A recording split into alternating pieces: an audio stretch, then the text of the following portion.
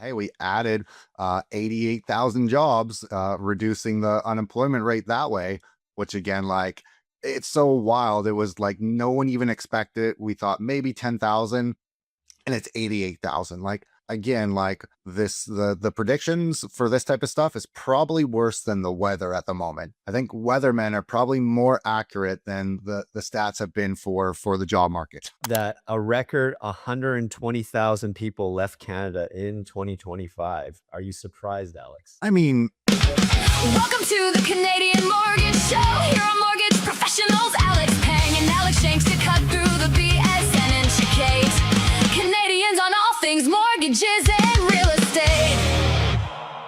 Welcome to episode 92 of the Canadian Mortgage Show. Alex Pang here alongside Alex Shanks. Now, before we begin, make sure you hit that follow and subscribe button on Spotify and YouTube.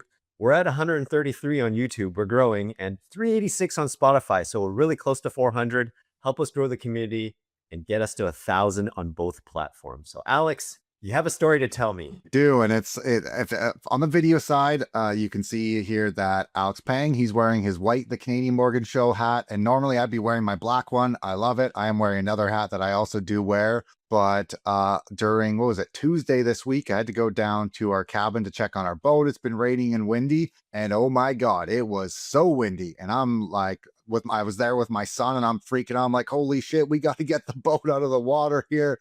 I had to jump onto the dock, got on it, get there, my hat poof, just gone instantly, just flies away. I'm like, no. And I probably would have jumped in for it, but I was trying to keep the boat off the dock because it was blowing so hard. I'm like, oh my god, the walkway broke off for it. My son's trying to like lift up a piece of wood for it. It was chaos, man. It was chaotic. We ended up just putting some big bumpers and it was fine. Our neighbor helped us, so that's amazing. But I lost my hat, and so my son is like, no, your mortgage hat. Wow. I can imagine when you're telling us that, like, the waters were probably really choppy then, right? With the boat. It wasn't crazy choppy by any means, but it was just so windy. It was just like, and I mean, we have special, like, they're called whips to keep the boat off and everything, and did not stop anything. Yeah, I think earlier this week it was kind of windy as well, even though it was sunny. So we probably got a bit of it. I guess we're gonna have to get you another hat, Alex. We're gonna have to just I start. know. I don't. I don't wear the white one. It just white doesn't fit for me. So I mean, yeah, we can give it away, Skin tone? but it's, yeah. I'd be looking really white if I had that on. But no, I might need you to order me another black one, man, because it's gonna be sad without it. Yeah, yeah, sounds good. As you can tell on the video side, I'm wearing a Team Canada jersey. We're recording on a Friday. It's going to be day one for Canada. It's technically day two of the World Cup, but it's our first game later on this afternoon with Canada versus Bosnia. I'm already getting kind of hyped up. Like, I'm not a huge football or soccer fan, but I'm an event guy. When Olympics were in town 16 years ago, I'm dating myself back like 86, Expo 86. This is probably before you're born, Alex, but when the world came for the fair and put Vancouver on the map and stuff, I in for a good time. But yeah, interested in it. It'll be interesting to see, like, I mean, again, it's, I don't know if you saw, I've been just watching a little bit of the Knicks stuff. And I mean, that night, like game three, they lost and then they went nuts in the city. And I mean, it's so sad. I mean, we know Vancouver rioted back in the day for the Canucks and everything. And again, it's like, oh man, I just hope nothing like that happens for the World Cup here. I hope nothing bad happens for cities or anything that way. Yeah, I saw videos of New Yorkers curb stomping like San Antonio fans. I'm like, It's just like, man, like, it's so brutal. And it's like, you want to be like, I'm such a good fan. It's like, you don't like, this is the first thing we teach our kids. Hey, even though you beat someone or you lose, hey, you say good game and it's over. And so it's sad to see that way. yeah, and then I'm seeing videos on social, Mexico fans, and South Korean fans, they're all partying together. They're all drinking together on the street, partying, and even Canadian fans were high-fiving Bosnian fans as they were passing through. I'm like, hey, we just have our allegiances, but we're here to have fun. We're here to enjoy ourselves. Let's all have a good time. And And that's, I mean, like, think of like World Cups and stuff, like when they've been in Brazil and stuff. I mean, way busier than our cities, like with stuff. And hey, yes, do some stuff happen, but they don't have mass riots like what's happened in New York, what's happened in Vancouver. It's like, guys, like, this is a fun thing for us all to enjoy together. yeah, this is not like English football where there is a real thing like hooliganism, where fan supporters of each teams, they like fight, and then they like there's been violence and death that's happened over the years where teams actually have to fence off fans from a different supporting team in a different section, so they're all congregated together out of safety. So it hasn't gotten quite like that, but yeah, I mean, I've been busy the last couple of weeks here on the video side. Our producer wanted me to share it. I mentioned a couple of weeks back that my wife and I were doing a DIY project for our basement suite since our tenant left. So here's a picture of our before and after. I mean, like a typical basement kitchen. It's kind of like an IKEA kitchen, nothing special. We were on a budget, or we had no budget. So we did peel and stick tile for the backsplash. So we spent 15 man hours total to do this. I'd say more like 17, but yeah, I mean, obviously. And that's, I mean, once like, and that's what I was going to say, like, ooh, that's it. You probably would better off paying someone to do it. But again, like learning how to do it, I bet you if you did it again, you'd probably do it in like less than half the time. Cause now I know how to do it and stuff. Yeah. The first time, like the first day, it took me the longest because, of course, realizing now that when you measure things, when you measure like a distance from one end of a cupboard to the other, you would think it would be perfectly aligned. No, it doesn't. It's different imperfections and slopes, and like, oh, this part is kind of sloping down, and you wouldn't notice it otherwise. But when you do these projects and you're like, oh, this is this is kind of off, right? When you had your eye on things. But yeah, like yeah, I was so tired. My body is not made for trades. I got to give you props, Alex, for a couple weeks ago when you did the whole like you shuttled Building the wall and everything. Yeah. in, and like, man, I would die. And this, I mean, more of the work for me was using a hacksaw to cut the aluminum trim. And we don't have a table saw. We don't have those, those easy things that cuts. And those cuts straight through, whereas a hacksaw, we needed it for little fine detail cuts. And I was like grabbing it, like, oh man, I had major carpal tunnel, but I'm just so glad we're done and happy with the work. If you ask me to do it again, I might think twice. Yeah. And that's why, I mean, it's obviously it's fun. I like doing, I mean, even in my office here, like I did all this stuff. I'll never do it again. Like I put all the wood up, but like the intricate cuts and everything, no, won't do it again. It's so funny. I'm so OCD on numbers and like budgets, but when I do other stuff like building, I don't really care if there's a bit of an angle on it. And it is funny, like what my buddy that helped do the big wall, he was looking at it, he's like, oh, it's off level. I'm like, dude, it's a cabin. I don't give a shit. But he's like, no, I'm building this thing. I want it to be perfectly level. Yeah, I was the same way too when it came down to certain parts around the window. I had to mark the aluminum trim, and I wanted everything to be level. Yeah, I had to measure it down to like a millimeter on certain things. And some of the times, like I obviously, when you're cutting, for those of you guys in trades, I'm learning, the blade amounts to like 1/8 or 1 millimeter. So I had to cut beside the line that I'm cutting it, or else I'm going to lose some distance. So our intro is going way longer, folks. But if you skip through this, that's okay. Here's an interesting thing. So, we've been posting on social regularly on the promo clips.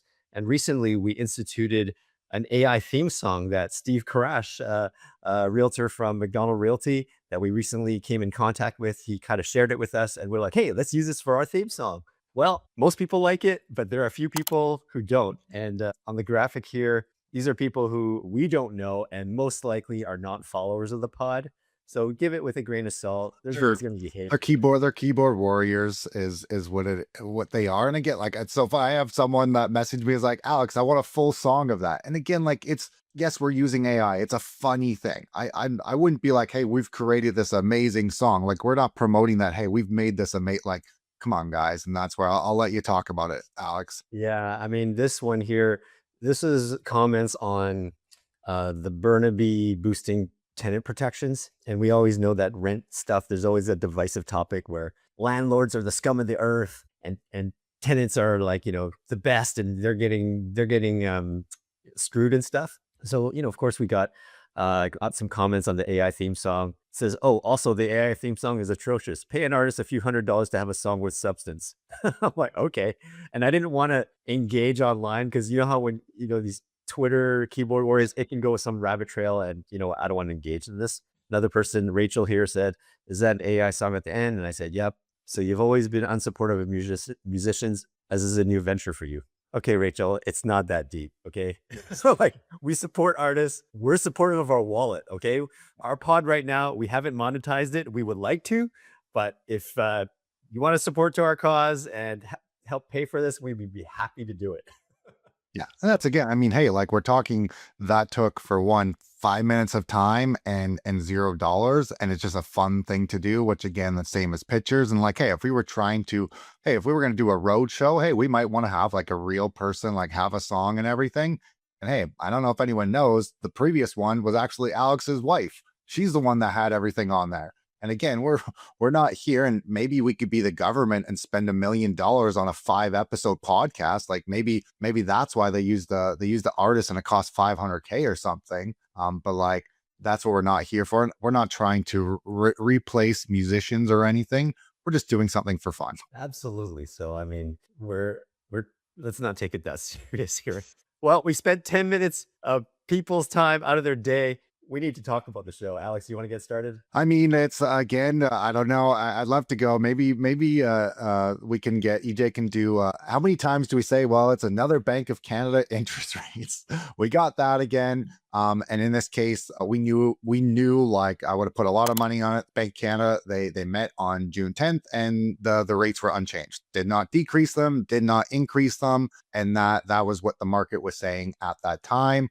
There was nothing that's saying that rates were going to go lower. Again, social media is such a weird place. And I find out it's like you hear from some people are like, well, my social media said that rates were going down. My social media said that rates were going up. It's like, where are you getting this information from? Like, I really find it weird. I like to make sure I'm always getting stuff from both sides to see, hey, people that think the economy is doing horrible and everything has to come down, or hey, everything is going to be going up. But there was no data out there that said that rates should be unchanged. Bonds for fixed rates, they went down a little bit. They're staying steady, which is just kind of noting that, hey, right now, the market is not predicting rates to go up. They're saying that, hey, this is where we're staying. They're also not predicting rates to go down at the moment. Yeah. I mean, the Bank of Canada basically confirmed what you and I have been talking about, or at least my narrative anyway, and they're stuck in a rock or hard place. So Alex, that's proof that what I'm saying is not BS. Hey, my take has never been that. I just said that they're not decreasing rates. You're more on the line of like, hey, they may decrease.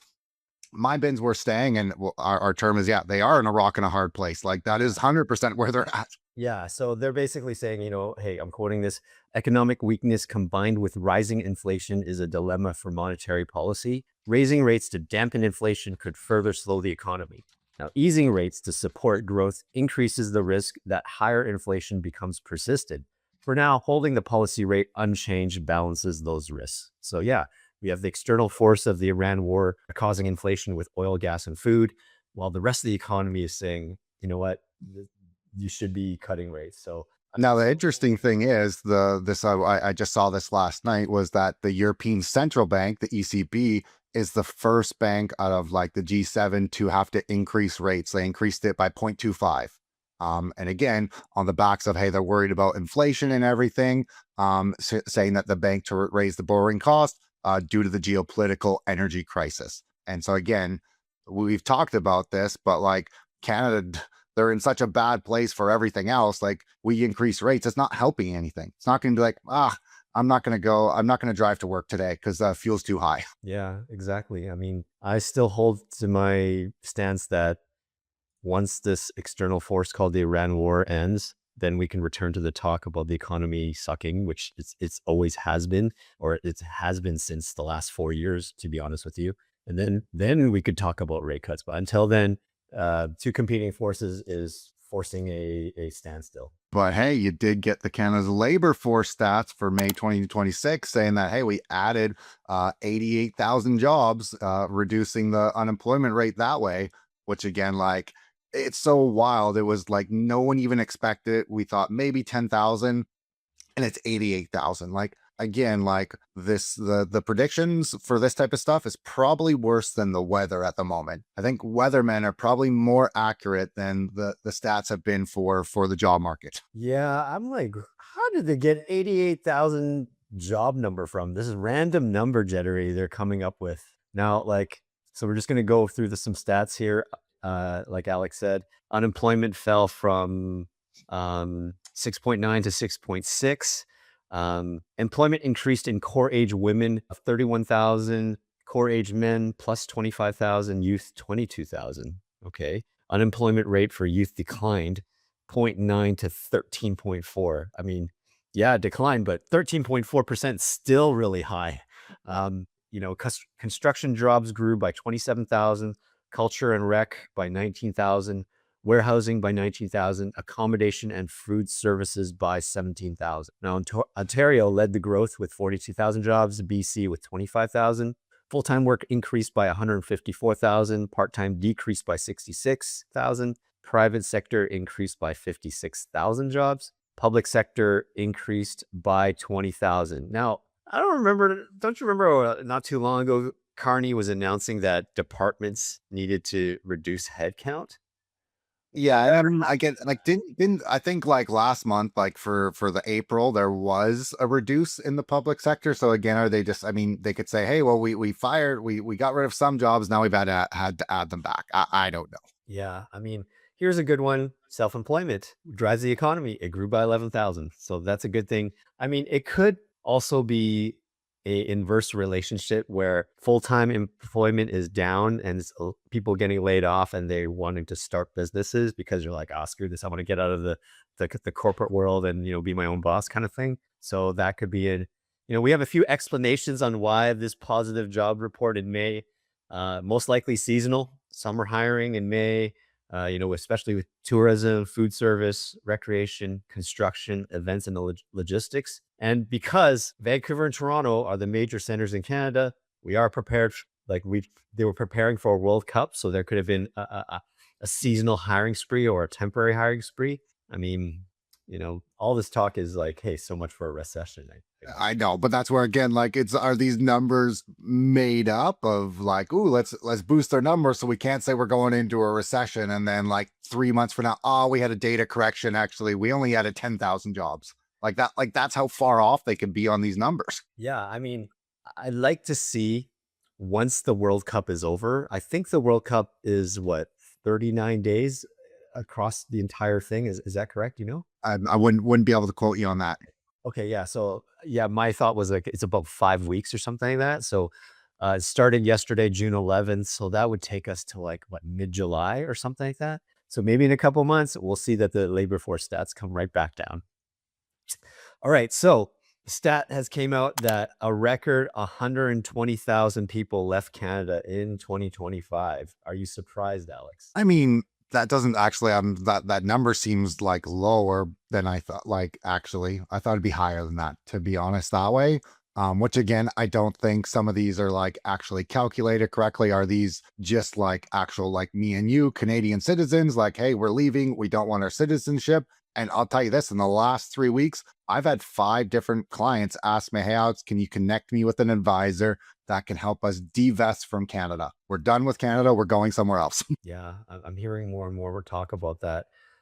We think that many of this number lies within, foreign students and temp workers whose visas or whatever their time is up, and they're seeing that Canada isn't a great place to work for them anymore. Like, Yeah. these aren't new things for us. Taxes are too high. Affordability is shit. High housing costs, and the wage growth is not keeping up with the States. And, like, I didn't put this on the agenda, but like the number one reason is, they can make more money in the States, and it's easier to like we've experienced this even in like when I was growing up in the 90s, where we had this brain drain where people were going to the States. They studied, easier to get jobs and stuff. Of course, we are very similar in cultures, but different, right? You move to the States, it's a different lifestyle. I mean, it may be easier for you because of your skin color. I'm a minority. It's going to be harder for me. Like, But I mean, I would think it would depend on where you went. Like, I mean, if you went to San Francisco, I'd probably say it'd probably be easier for you than me. oh yeah, Uh, San like, Fran or the big cities, New York. but those are unaffordable. Yeah, Those exactly. That's places what I are mean. like You're up and get, and that's Texas, it's so Tennessee, fun whatever. reading I spend more time on Reddit probably like looking at stuff there. And it's so interesting. I always like been very into the fire looking at that stuff. And I mean, it's pretty wild, especially in those like big cities. I mean, for the US and people that are living in those, like their average household income is 500,000. And pretty much they're saying that they feel broke. Like that is like their cost of living, cost of everything. It's like, holy shit, man. Like go move somewhere else. Like even if you have to take a pay decrease, you're probably going to save more money living somewhere else. Yeah, I recently mentioned a client lives in California in Southern Cal, and his property is probably around similar to Vancouver here in terms of like equivalent dollar amount. But his property taxes are so high. He's like 20,000 a year in property taxes. Where in Vancouver, I don't know if it's BC or Lower Mainland in general, our property taxes are relatively low. So like yeah, a comparative property tax for the same household here is probably 8 to 10,000 a year. His property taxes are 20,000. I'm like, holy crap. But remember, like that's where they don't have property transfer taxes and everything. Now California is hard, like their taxes are high as well, like in general, and the property taxes. But other locations, like I have clients that are in Nashville, the property taxes are really high, but their taxes way lower, and there's not the property transfer tax. And I mean, you can see it what the cities are doing. Like I think I saw in Vancouver, in some cases, the property taxes went up 10%. Like we're saying that we're trying to keep them lower. And Vancouver has some of the lowest property taxes across Canada. But again, they don't have any other money come in. There's no developments being happening. There is that. So like they're gonna start sucking it from somewhere. Yeah, yeah. It's robbing Peter to pay Paul, to be honest. And like several years back, did the road trip to Portland because there's no sales tax. It's great for shopping. And I even asked the some of the retail staff, like, if you guys don't have any sales tax here, how do your governments run? Like, well, they make up for higher property taxes for the owners, and you just kind of hit the Yeah, but again, like in many cases, like it's again, I think it's hard. I would need someone to really explain the difference. I mean, you can go to Texas, there's no taxes. Like go to Florida, there's no taxes. But again, all their infrastructure is happening. It's not like now again, as their medical getting because oil more money near us. right? Yeah, there's so much more private. And I'm fine if my taxes are higher, if I can physically see what they are doing with the money. Hey, they're upgrading, like my son's school is getting upgraded. Awesome. Okay, I can see that they're doing there. But we keep talking about we're upgrading our roads. I mean, the roads where I live in our village, as it's called, they're like speed bumps. And I'm fine with that. It makes it so people can't speed. But like these roads haven't been fixed in 25 years. But hey, we built a brand new fire hall. We're building this. Is like, like where is our money going? We didn't need a new fire hall. Like they're saying we need a new fire truck. I'm like, why? Yeah, I mean, I think politicians get lured by the shiny object that makes them look better politically. Yep. And like friend of the show, Brad West, who came on back in September, he said, doing the right thing is not glorious. Like, when it was snowing, they would Making sure the garbage got taken. ready with the salt trucks, ready with the plowing and stuff. These aren't going to catch headlines, but everyday citizens are going to notice these things that, the city of Poco is a well-run, we're going to, we have a demand for more community centers and all these kind of things. And I guess a lot of other mayors or politicians, instead of the day-to-day running of their province or their, constituents, they're looking for the big shiny object. We're going to land this big thing. But in the meantime, the day-to-day things are kind of going downhill. So Well, that's like we in our city, Courtney, we built a walking bridge. It's cost millions of dollars. It's like, did we need a walking bridge? No. There was a counselor, I think this week they had some votes and they said, hey, the counselor brought it to table to say, hey, we want to have everything be reviewed. Let's look at our fiscal budgets. Let's look at everything. Where's our money going? Not a single the mayor did not vote it. Not a single other council voted to have that stuff reviewed. It's like, if you believe you're doing everything right, you should be like, hey, look at everything. I don't care. I know that what I'm doing is going to benefit the community. But if you're voting to say, I don't want my stuff looked at, it's like, okay, well, why would you say that? yeah, yes. It's good that there's transparency in government and good for us public to call out the BS whenever and sometimes. I mean, it doesn't so hard because it doesn't seem to fully do stuff sometimes. I mean, we can call out as much as we want, but again, I'm fine if someone can say, hey, this is where, hey, your 100,000 of taxes, Alex, this is where it's going to go. I'd be fine with that of better. And again, even if you look at your property tax, at least you see a breakdown of, hey, this is for the garbage, this is for the schooling. But yeah, it's increasing and we're not getting better services. They're hiring more people. It still takes longer. It's like, well, how is this benefiting us? Right. If we move on to U.S. things, Donald Trump, he has said that he isn't looking to renew CUSMA. He's quoted here as saying, I'm not looking to renew it. We don't need anything that Canada has. We don't need anything that Mexico has, but they need everything that we have. I mean, This has been the like it, I mean, it's obviously, I mean, you can see in the US like actual like right-wing states and everything that are now turning against Trump. I mean, if anything, you could say, hey, like, well, I kind of thought we all thought that, hey, maybe COVID would have brought us all together. It did for like a year, and then it divided people more. Black Lives Matter probably divided more people. Vaxxers, all that stuff. Like all that stuff. Honestly, Donald Trump, with what he's done, may honestly bring everyone together in a better way than any other thing, to be honest. They're all uniting to the common enemy kind of thing. I mean, like how they, again, they're like their economy. They've already been like, oh, their economy. Hard thing is their economy is doing a lot better than ours. It is, but again, that's because they have businesses. I mean, SpaceX today, I think it IPO at the number that they said, like trillions of dollars. And again, that's coming into the US. We don't have that stuff here. But this has been his whole, from what I've read before, everything that he was trying to do is all leading up to CUSMA. He wants to be able to get a better deal on the table that way. And that's why he's been trying to strong arm with the tariffs and everything. But again, is it going to be the same deal? Maybe not, but like it's going to get renewed. There is no questions on that. Yeah. And, I've been reading in the back end that if nothing happens, then the existing agreement can take place and it can keep rolling over up until 16 years later. So, yeah, is that right? 16 years or something like that? Yeah, I don't know for sure. Yeah. Some long number like that. But yeah, it'll just keep rolling over until an agreement is placed. So, I mean, yeah, still more grandstanding. We'll see how this plays out. And this is interesting because I actually was just dealing with some stuff this myself, but a major change to Canadian telecom rules is going to take effect next Friday. Sorry, today actually. Is telecommunications providers across Canada will no longer be allowed to charge activation fees, plan modification fees, early cancellation fees on cell phone and internet plans under a new CRTC. I canceled my internet last night because I had got a new one. And the person's like, oh, I think there's going to be a cancellation fee. I'm like, no. I've been on month to month for the last 6 months. Oh, what do you mean? I think you renewed. I'm like, no, I have the contract here that I said I did not renew because I knew I was going to be changing my plan.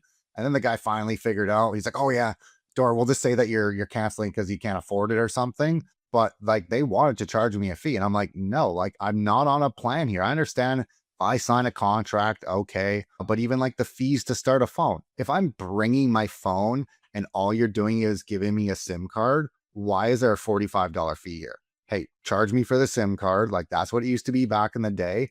But again, they're just trying to squeeze every little profit from somewhere they can. Yeah. And, further to this news here, providers are also required to allow customers to make changes online through an app or by email, eliminating the need to call in. Now, I've seen this anecdotally. We all know that the telecom, they're going to figure out ways to get around this and still be compliant. Now, like you said about a SIM fee, I'm going to be pretty sure that they're going to make it up by, that $49 SIM fee is going to be $100 SIM fee soon. Probably. This is back in the day where we had 3-year cell phone contracts and a free phone. Are we going to no longer have those things anymore? It's probably more like, hey, we even have like phones have gotten so expensive. You lease phones now, right? You bring it back at the end of your term. I'm like, is this the world like, to? Again, like that's why I've talked about this before, like where companies see monthly subscription fees, the amount of money they make, it's just like, it is staggering. They're like, oh man, like why would I can do this free phone thing and maybe there, but I'll make it the monthly amount even lower. I'll do it as a lease. I'm going to get the phone back. Or if they break the phone, they're going to have to give me more money. And it's just, yeah, they're making off like bandits. And on that, like to be able to do it online, 100% should happen. I messaged online. One person said I could do it. And then I didn't have time. I had to leave. when I tried to do it yesterday, like, no, you have to call in. And I'm like, I just told them, hey, I'm selling a house. Like, well, why did you cancel? Well, don't you want to transfer it? No, I don't. Well, what could we do to make you want to transfer? I'm like, no, I'm not getting another house. And it's just like they're there. Hey, they're salesmen. Like that's what they're meant to be doing. But it's like it's wild. Yeah, I mean, I can totally see it being like they're gonna make up for it for higher monthly rates. Geez, like, and you know the whole leasing your phone thing. It's like they're kind of riding the coattails of this Instagram culture where we always want new, better, always, this whole consumerism that we're facing in North America. And I used to be part of that where I would upgrade my phone every 2 years. And it's kind of a game where, your phone will still retain some value. And then, if I get a new phone, I buy it, sell my 2-year-old phone on, Facebook Marketplace. And I'll use that money to like, pay it forward to help pay for part of it. And I think I contributed to that kind of culture. And I'm like, you know what is phones are so expensive now. I'm gonna keep using it until it dies. So now it's like 4 or 5 years now. That's yeah. My phone was 5 years and it broke. So I'd been playing like the replacement plans. I finally got my new phone that way. Again, it was just a replacement of my old one, but it works way better. But I was talking with someone about that. I was like, I remember being 13, 15, like you wanted the new phone. Like every year, like, oh my God, the first phone that like the Nokia that came out with like iTunes on it, you were just like, everyone wanted, but you could tell if you had a new phone. Like now, it's so hard to tell. Like, is mine? I'm the iPhone 13. Can you even tell that not the new iPhone? Like your phone is quite different than anyone else's. So like someone could see it, but like back in the day, you had like the pink Razor phone. Like you could actually see that someone had something cooler. Now, like you can't even see it. Like I don't know why people are still wanting to go get new phones. I think not to pick on iPhone here, but I think iPhone, in order to distinguish, you can tell by the camera how it's oriented. Like, I mean, yes, that's probably, yeah, that's again, but I don't know enough about that. Like, I wouldn't be able to, if you put probably 5 phones together for me on them, I probably would not be able to tell you what one is like the newer version. now you talk about the Nokia. Nokias were great phones back in, Yeah. and there's this meme that's going around where you drop the phone doesn't break, but the floor breaks. It was freaking, it was like a brick. It was Yeah. a brick, but it was amazing. Like the Oh, I just remember playing snakes on it and everything. Like, and again, like honestly, I've talked about going back to a flip phone. I mean, I love it, and hey, I love that I get a lot of phone calls for business on my phone, but it's endless. It just does not stop ringing or messaging. It's like, cool. I would like to just go back to just a regular phone and be like, hey, you hit my office hours, I'll call you back. Yeah, I mean, I've talked to some friends about this, about the whole like technology is great. It helped us become more efficient. It's connected the world. I think honestly, it's been a net negative on society Fully. in terms of the happiness meter. Yep. We're so like dope, like we're addicted to our phones, like dopamine hits, or, either doom scrolling or always like whatever. And being able to, the whole proverbial stop and smell the roses, it's gone. It's almost Oh, created a whole generation of ADHD. oh, I it's feel yeah. like, oh, I need to check my phone. Like, oh, what's going on? Like, I can't even put my phone down for more than 30 seconds before I feel the urge to like, This is not an ad. I'm not unless Brick you want to sponsor us, but like have you seen like the commercials for those brick things? Like it's called Brick. Like again, you can put like on your phone, and if anyone has, and again, people, I am ruthless with my time. I mean, I do not spend much time on social media, but it's something that happens. Mine, I'm actually trying to stop myself from working. I'm actually saying, Alex, you work too much, you need to cut that back. And so like you could put like holds on your phone, like apps to say, hey, you can only use it 2 hours a day. But again, you can hit a button to like turn that off. It's very easy. This brick, it's a thing, and you have an app for it. But the only way, so like on weekends, my emails, I cannot open my work email. Will not let me. The only way I can do it is if I bring that brick and connect my phone to it. But hey, if I'm in town, I can't do that. And so that's what I'm trying to do is like to again, it's such an easy thing just to look at. Oh, it's like I get a hit of dopamine of like, oh my God, I got this deal. I gotta look at it right away. And so I'm trying to make it so I can't see it. If I don't see it, it doesn't matter to me. And so that's actually been really helpful for me. On the weekend, a realtor messaged me and like, oh, because I emailed you the deal stuff. Can you get on it right away? And I'm like, hey, can you actually text it to me? Because my phone is locked out. I can't get to my emails. And so again, it's something it's been really good. Yeah, like it's good when you have to be disciplined. It's kind of I have this vision, and like this phone too, it's affected relationships. Like like I'm instituting something, or like my wife and I are wanting to go on regular date nights, and we do it like we've allocated Saturday night every week. Not necessarily spending money all the time because that can add up, but putting my phone down and just communicating, right? Like we have this thing with our family where if people are dining, more than two people are dining at the table, there's no phones. Fine if you're eating by yourself for lunch, whatever. Oh, yeah. You need to scroll and just eat whatever, it's fine, right? But there's two people or more family, no phones on the table. We want to talk. We've been at restaurants where we see a family of four eating. Just sitting on their phone. Everyone is kind of scrolling and like this. It's wild, man. Like, Yeah, this is where I tell my kids, I'm like, do you want us to look like that? That's why I'm like that at home. Like no phones. I don't want us to be like that, right? We want to connect, I'm you know? my kids are younger. Me and my buddy were talking about it last night. Like, we're scared, like in like social media, and like my son asked me, like, Alex, he was like, "Can I go on Minecraft online?" I'm like, "Hey, buddy, I'm sorry, you're too young right now." And it's weird. My father-in-law sent me like a post about like online right now for video games is where sexual predators are coming and targeting kids. I said, "Hey, buddy, I'm sorry. No, like you will get to go online at some point, but that's not happening right now."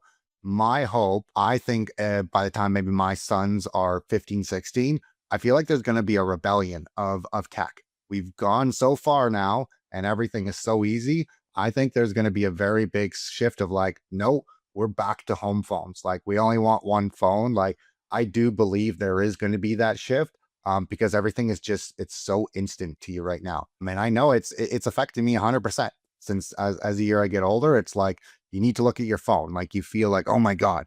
And it's something that I'm trying to get better at for sure. Yeah, even for myself too. Like how we got together was through social media. It's a great thing. Like there's amazing things to it. Yes. But I honestly don't really scroll TikTok or Instagram that much anymore. Yeah. Only thing I scroll is Twitter for mostly, it's not really doom scrolling, but more content, right? We're looking for content for the pod for us to talk about. Yeah, I was talking to, like, someone else about it, and they're like, well, that's not really doom scrolling. You're just kind of doing it for work. So I'm kind of mindful in that, right? I know, but it's That's such an easy way to like, I used to even say that with TikTok. Oh, I'm just scrolling it because I'm getting stuff to make videos. And it's, you just start, keep going, you keep going. Oh yeah. It's endless. One day I kind of slipped, and I was walking my dog, and then I'm like, I wasn't ready to go to bed yet. My wife already went up to the bedroom, and I was just scrolling TikTok. 45 minutes later, I'm like, oh my gosh, I better go to bed. That kind of thing. So I'm like, that's why, like I heard in China, they've even the Chinese CEO of TikTok doesn't let his kids go on TikTok for that very reason. So we all know that technology is Oh, well, even think of it. I mean, do your like your kids would have been maybe young enough to have like still commercials and watch TV. If my kids see a commercial, they're like, what the hell is this? Like, oh my God, this is BS. I should not have to wait for this. There's like, no, I mean, growing up, like, hey, you had to wait. Your 45-minute TV show may only be 25 minutes. You got ads for half of it as well. But our group of kids are just like, no, I get to skip it. I'm going to pay YouTube Premium. I don't have to listen to ads. Yeah, it's the world we live in now. So I mean, we're fighting an uphill battle, but we can do the best we can to be able to unplug when we want to make actual connection. Folks, sorry we went on this huge tangent. I feel like this will be a good one for people to go over. Yeah, actually, and we welcome the audience too. Like, how has technology positively affected your life, and also negatively? Sometimes I even have to fight my wife. I'm like, honey, can you just get off the phone? and she'd be the first to admit to be a doom scroller, and she loves TikTok, and she'd be on for 4 hours at a time. So, okay, so we move on here. CMHC released some stats here that surprise, surprise, declining rents in most. Asking rents in most major markets have been declining. And now we have documented here 5 major metropolitan, well, actually more than 5. I think it's 7. Calgary, Edmonton, Toronto, Vancouver, Halifax, Montreal, and Ottawa. We're all seeing declines here. hey, the red is in Vancouver, and you've seen the major drop. Toronto, not far behind. But like stable, even stable places like Ottawa has, historical government town has seen drops as well. Montreal staying relatively stable, um, and the Alberta cities are seeing drops as well. Yeah, and that's again, I would say Alberta is going to it's going to get much worse. There's so many purpose built rentals are there. The MLI Select. There's so many places coming up. And I know people that have 50-unit buildings that are getting rented out. And so the only way that it's going to get rented out is if you lower your rents. Absolutely. Now let's end it on one last thing here, Alex. And this is, I do hope that no one was affected by this. I mean, again, if you have, please make sure that you are connecting with BCFSA. As this was a mortgage broker here in BC and Canada. Greg Martel, big Ponzi scheme fraudster, has been arrested finally. Again, how did it even get that far? I don't think he should have ever even been able to leave the country, but he brought in about over 300 million from 1,700 investors. And I think they say he walked away with about 150 million. Some of the money actually went to investments, like to homes and stuff. But yeah, he went to Thailand, went to Dubai. And what he was doing was consisted of selling investments and fabricated real estate bridge loans. And so saying, hey, you're going to loan me some money for a short-term thing. I'm going to pay you returns on it and everything. And at first he was paying like 20% return. So everyone was like, oh my God, this investment, like, Alex, you got to get in on this investment. And again, we know with Ponzi schemes, and I don't know how someone can do this, Alex. Like, I don't know how, even if I'm off by $5 of like, if I told someone, hey, this is what it's going to cost you, and I'm off by $5, I have to go give them that money because I feel like I did something wrong. Did not tell you the number correctly. But this person, hey, they knew what they were doing. This wasn't like an accident. It was like, hey, we are stealing money from you. They had really good returns for a few people, but other people, it was a bait and switch. There was no money coming in after 2022. They stopped receiving their payouts. And in 2023, it was a complete collapse. And there's been massive lawsuits and people have lost hundreds of thousands of dollars. There's some bigger investors like, hey, really kind of sucks for them. But there is like younger people that invested 100, 200,000. They have nothing now. Yeah. I mean, folks, we've always said, do your research. If things sound too good to be true, it usually is. Now, sure, Greg Martel, he's a mortgage broker in Victoria. He started out, doing honest work, spent years building trust and rapport with his clients. And that's where it happens when you start doing it. And it started being an honest thing. But, I guess people got corrupted by money and the thought of lure and things that, paying out early investors with later investment money, which is the definition of a Ponzi scheme, right? And yeah, this just kind of went off the rails. And we'd like to think this is the last of it, but unfortunately, we've heard countless things, even in Ontario as well. Now, he was arrested in Georgia. Now, Canada doesn't have a formal bilateral extradition treaty with Georgia, but both countries. Now, if people have to remember, this is not Georgia, U.S. Not Georgia, the state, Georgia, the country. I think it's in the Middle East country there. But both countries are signatories to international treaties that make extradition possible in certain circumstances. So we hope that they'll extradite him, and so he can face justice. In this case, like if he gets brought over here, like the money's gone. And I would put, I mean, we know that white collar crime pays here in Canada and stuff, like, and even in the US, like I'd be very interested to see, maybe gets a slap on the wrist. Hey, fine, he's never allowed to be a mortgage broker again. But I would put money that there's no jail time. Like, to be honest, I don't know if there will be. I would like to see how, Fortress Capital, the CEOs there, they face jail time. So that signifies how big it really was. I'd like our laws to change so that, white collar crime actually faces jail time. So I saw a thing, and I I think it's a new TV show coming out on Netflix, but it's talking about, hey, to make 100,000 in the US out of 10 people, only 2 out of 10 people would be able to do that. To be a millionaire, only 1 out of 10. To get away with bank robbery, it's 7 out of 10. I'd like to actually see the stats on that, but I was watching this, I'm like, holy shit, like this is honestly probably right. In some cases, it's better, it's more affordable for some people to commit a crime based on how our economy is going now. yeah, white collar crime pays in Canada, apparently. Like, geez, this is, like it's good that he got arrested, but we need more like teeth in our laws to be able to prosecute and put people to prison for white collar crime. But yeah, this kind of wraps up the end of this. Alex, what do you got going on this weekend? Alex said got a birthday party here on the weekend for a kid's friend, doing that, and then hoping going to spend some time on the boat, but nothing too crazy. I think it's meant to be like 30 degrees here this weekend in BC, so it's going to be a hot one. Yeah, it is going to be a hot one. Right now, as we're recording, we're an hour away from kickoff from Canada, Bosnia. So I'm going to sign off here. I'm going to cheer for Canada. My son actually, yeah, like I said, flew to Ottawa. He's kind of currently on a plane from Calgary to Ottawa right now. So we'll be cheering for Canada from opposite sides of the country. Yep. But yeah, I guess my busyness for all of May and first part of June is kind of slowed down now. Now I got to find a renter for our basement. I'm not doing house tours and stuff. So getting ready for summer. Summer officially starts in 9 days from now. So I'm seeing at night, it's still light out. You can still see the horizon. Oh, it's like, I mean, even at 10 o'clock, it's still light out. Yeah. And the sad thing is when I drove Jordan to the airport today, my Jordan, not your Jordan. That would be not good. Yeah. It was dark when I drove him, but as I was driving back at like 4:15, shoot, I see the horizon lighting up and it's sunrise. And then the birds are chirping. I'm like, oh, shit, I got to go back to bed before we record. So folks, thanks for tuning in. As always, if you like this pod, please, we ask that you share it with one other friend or family member. Help us grow the community. So on behalf of Alex Shanks, I'm Alex Pang. Thanks for tuning in. We'll see you next time. If you enjoyed this episode, make sure to like and subscribe. If you're listening on Spotify or Apple, make sure to follow us. Please give us a 5-star rating. You can even send us an email because we want to know what you guys want to hear about. That's what we're here for. Reach out anytime.